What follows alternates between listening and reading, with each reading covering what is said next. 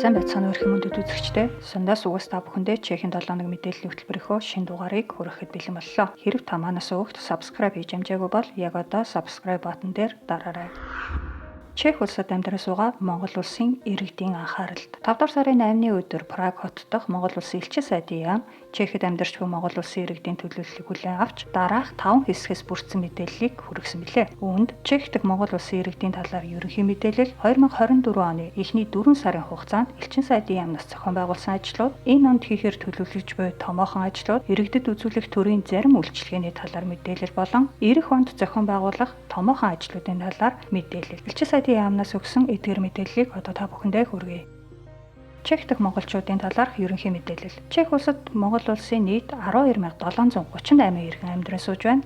Үүнээс байнгын оршин суух эрхтэй 6452 иргэн байгаа бол урт хугацааны оршин суух эрхтэй 6286 иргэн байна. Чехийн дараах хотуудад хамгийн олон монголчууд амьдарч байна. Үүнд Česká Lípa 2074 иргэн, Праг 1114, Пардубицэд 936, Мост хотод 905, Хавличко Бродод 694, Млада Болеславд 592, Пилсен хотод 541 монгол иргэн тус амьдарч байна. Чехэд амьдран суугаа нийт монголчуудын дийлэнх нь буюу 8860 ажил хөдөлмөр эрхэлж байгаа юм. Мөн 407 иргэн хуваараа бизнес эрхэлж байна. Харин 0-аас 18 хүртэлх насны 3618 хүүхэд байгаагаас 1420 нь Чехийн ерөнхий боловсролын сургуульд суралцж байгаа бол 465 нь сургуулийн өмнөх боловсрол эзэмшиж байна. Үүнээс гадна 78 оюутан Чехийн 18 ихтэй сургуульд суралцж байна.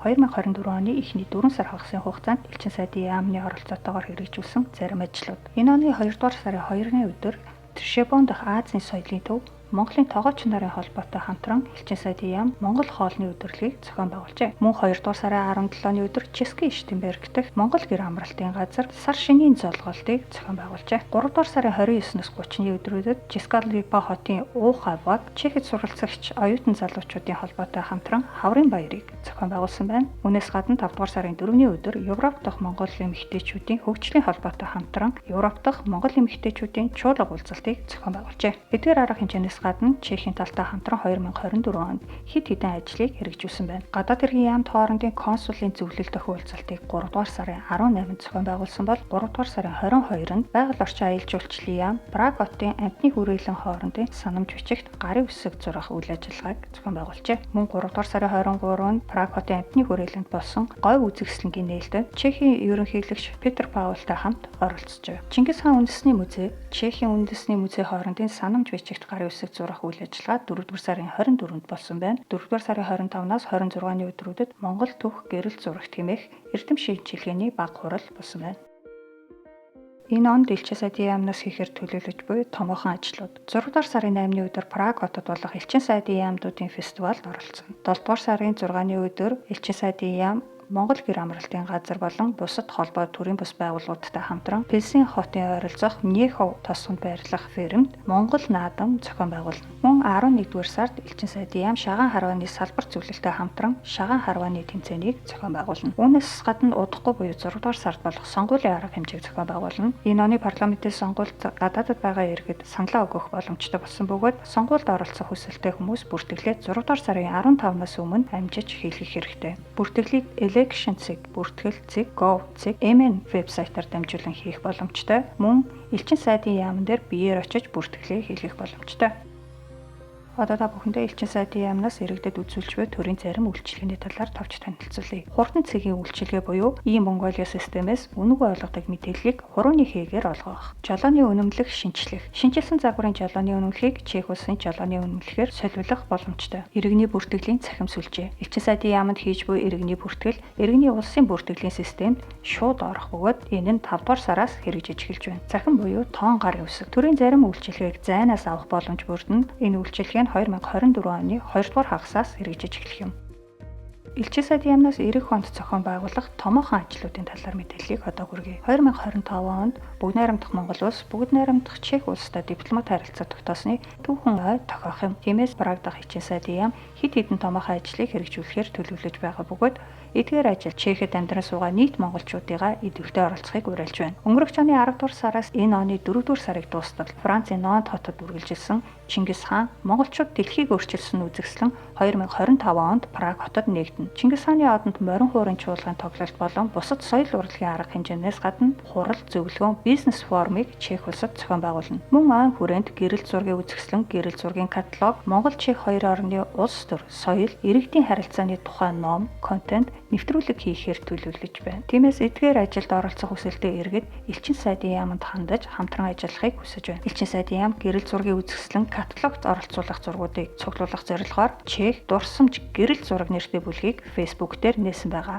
Энэхүү бүлэгт Чех, Словак улсад амьдарч байсан болоод өдөө амьдарч буй иргэд нэгдэж өөрсдийн дурсамж, үг дүү, гэрэл зургаа хуваалцах боломжтой.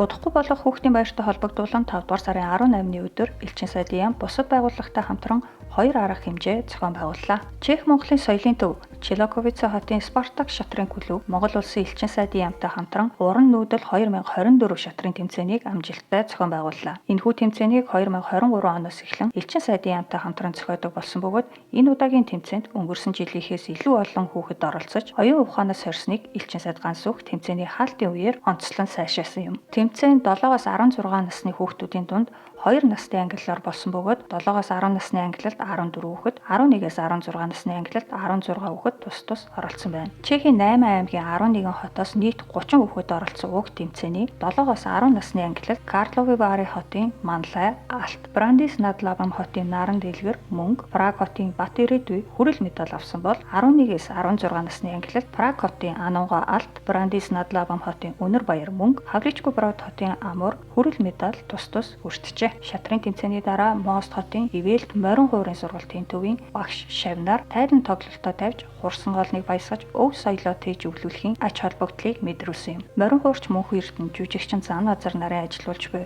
Ивэлт сургалтын төвөнд нэгдэд хэдийгээр 3 сар гарan болж байгаач тэдний Шавнаар аль хэдийн 4-5 ай тоглож сурчээ. Монгол үндэснийхээ биет бус өвийг инхүү тээж өвлүүлж Монгол соёлоо түгээн дэлгэрүүлж буй бахархууштай үйл хэргийг нь элчин сайдын яамнаас дэмжиж сургалтын төвийнхөө тайлан тоглолтыг олон нийтэд нээлттэй хүртээмжтэй хэлбэрээр зохион байгуулах боломжоор хангажээ. Мөн тайлан тоглолт дээр тус сургалтын төвийн багш нарын найз нөхөд Чехэд амьдран суугаа авиаслаг залуусын төлөөлөл болох хөөмич, поп болон дуурийн дуучид залуус ирж айдуугаа өргөсөн юм. 4-р сард Чехэд ихэнх хүнсний барааны үн өссөн байна. Чехийн статистикийн хорооноос мэдээлснээр 2024 оны 4-р сард өргөн хэрэглээний барааны үн өмнөх сартай харьцуулахад 1.7%-аар, өмнөх жилийн мөн үеийнхтэй харьцуулахад 2.9%-аар нэмэгджээ. 3-4-р сарын хэрэглээний үнийг харьцуулахад голцоо хүнсний барааны үн өссөн байна. Тухайлбал алкогол буунда 2.8%, гахамах 4.6%, хүнсний ногоо 2.3%, шоколад 10.8%, талх болон овёс 1%, шувууны мах 2.7%, утсан мах болон хям 1.5%, тараг бяцлаг 1.6%-ийн үнийн өсөлттэй гарсан байна. Харин согтууруулах ундаа болон тамхины үнийн хувьд дарсны үн 5.4%, арх вискиний үн 3.8%, тамхины үн 1.2%, шар аригны үн 1.4%-аар тус нэмэгджээ. Хүнсний хэрэглээнээс гадна тээврийн хэрэглээний зардал болон гэр ахуй барааны үн мөн нэмэгдсэн байна. Тодорхойлбол бензин тосны үн 2.7%-аар, тавилгын үн 1%-аар өсжээ. Харин 4-р сард өмнөх сартаа харьцуулахад хүнсний бараанаас жимсний үн дунджаар 1.7%, бусад бараа үйлчилгээнээс амралт соёлын үйлчилгээний үн 4.2%-аар тус буурсан байна. 4 сарын бараа үйлчилгээний үнийг 3-р сарынхтай ерөнхийлөн харьцуулбал барааны үн 1%-аар өссөн бол үйлчилгээний үн тогтвортой гарсан байна. Энэ оны 4-р сарын хэрэглээний үн өмнөх оны мөн үеийнхээс бараг 3%-аар өсжээ. Өргөн хэрэглээний хүнсний барааны хувьд хүнсний ногооны үн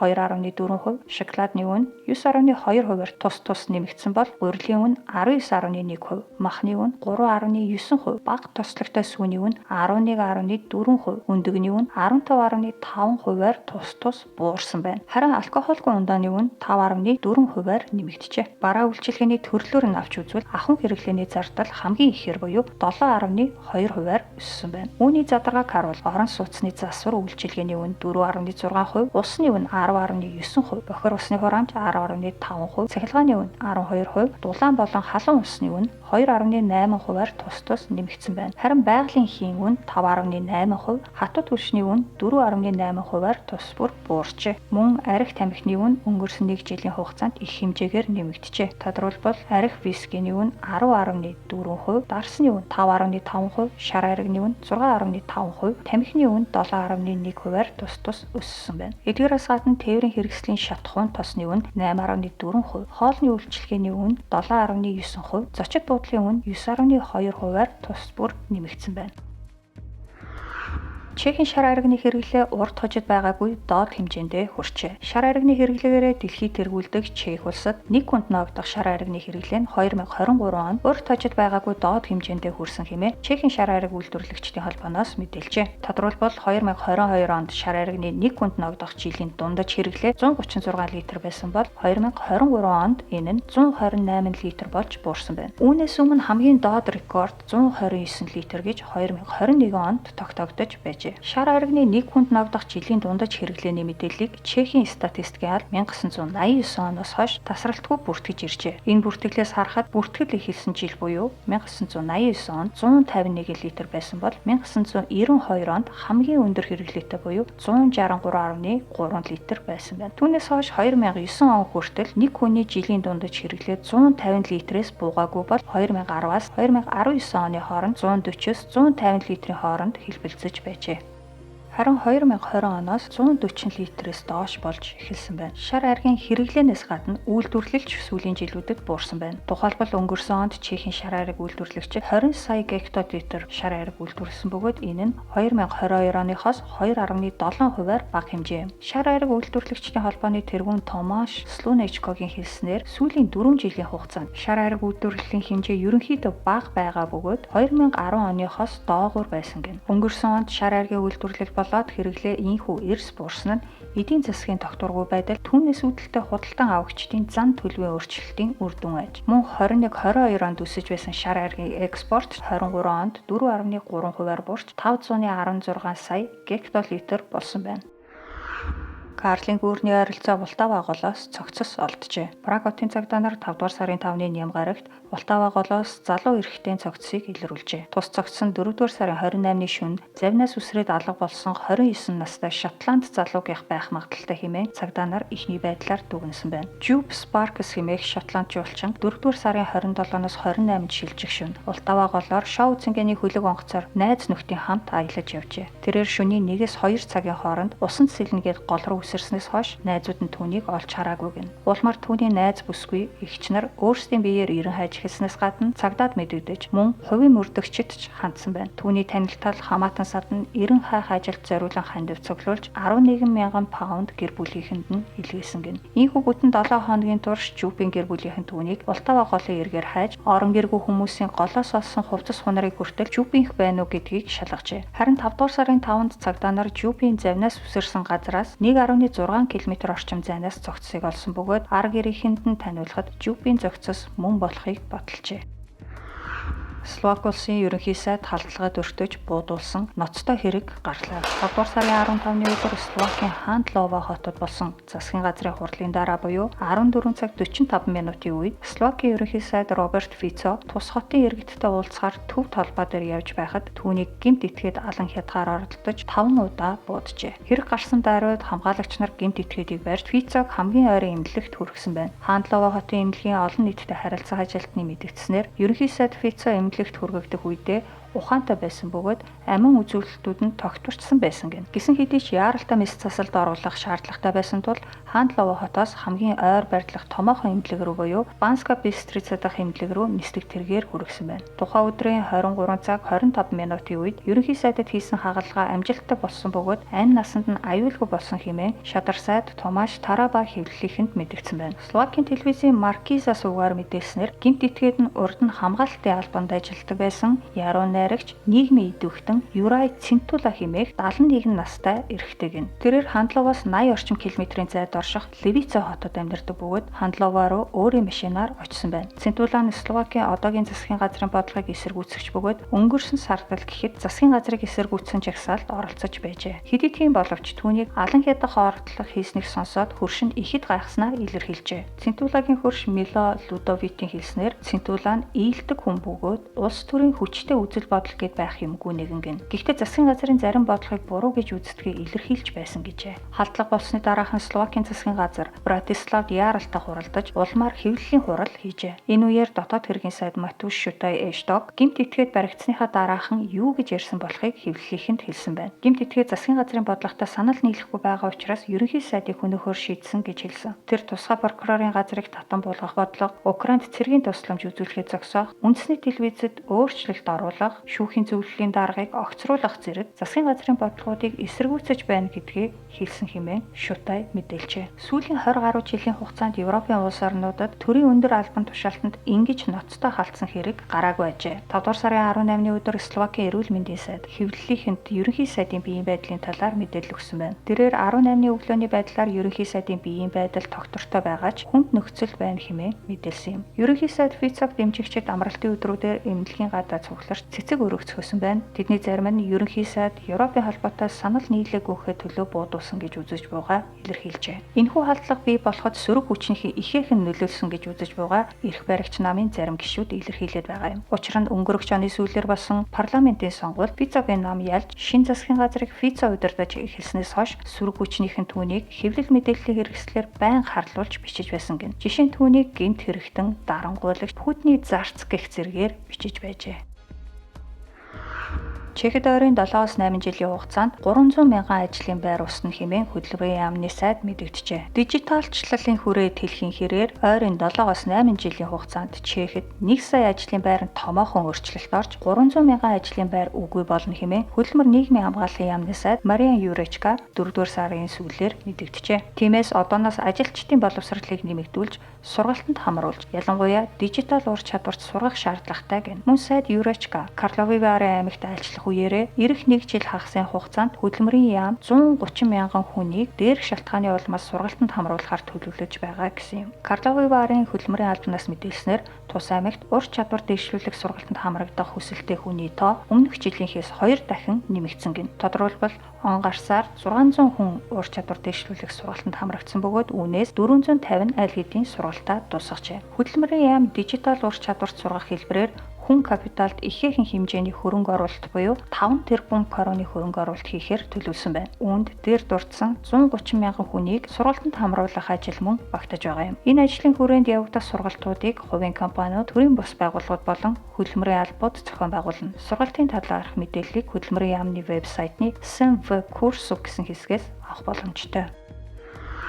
Чех улсад тариан талбайд очиж өөрийн гараар гүзээлцэн түүдэггүй эхэлжээ. 4-р сард огцом хүтэрснээс болоод жимсний гарц тодорхой хэмжээгээр буурч байгаа. Гэсэн хэдий ч өмнөд Моровт гүзээлцэн хураалт өнгөрсөн жилийнхээс 1-7 хоногоор эрт эхэлсэн байна. Ургац буурсан мэдээж үн өсөх шалтгаан болж байна. Брешеславийн Велке Биловицэд гэхэд 1 кг гүзээлцэн түүх үн өнгөрсөн жилийнхээс 20 короноор өсөж 80 корон болсон гэнэ. Харин дэлгүүрүүдээр худалдаалагдах гүзээлцэний үн энэ жил 50 хүртэлх хувиар өснө гэж Чехийн телевизээр мэдээлжээ. Жишээлбэл Berry Service компани ургацынхаа 70-80%-ийг хаврын цочор хүтэрлээс болж алдсан тул гүзээлцэн худалдаалах үнэ 50%-аар нэмэхээр болсон байна. Мөн Яходи Кунратица ферм өнгөрсөн жил 1 кг гүзээлцэн 126 короноор зарж байсан бол энэ жил 186 короноор зарах гэнэ. Ургац багтаа байгаа тул зарим тариаланчид ургацаа бүгдийг нь дэлгүүр худалдааны газраар дамжуулж зарахаар шийдсэн бол зарим нь эсэргээрээ зөвхөн худалдан авагчдаар шууд төлөх хэлбэрээр борлуулалтаа хийх гэнэ. Тухайлбал овоцны сады бишэстви гүзээлцэгнээ зөвхөн худалдан авагчдаар шууд төлгөж борлуулах гэнэ. Гүзээлцэгний үн энэ улирлын турш цаг агаар болон импортын жимснээс хамааран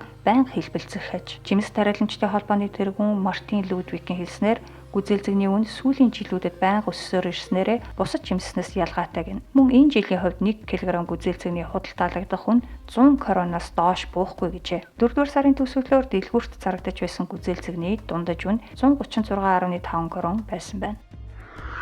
Чехийн 7 хоног мэдээллийн хөтөлбөртэй хамт байсан үзэгчдэнд баярлалаа. Таны эх 7 хоногийн ажилд амжилт хүсье.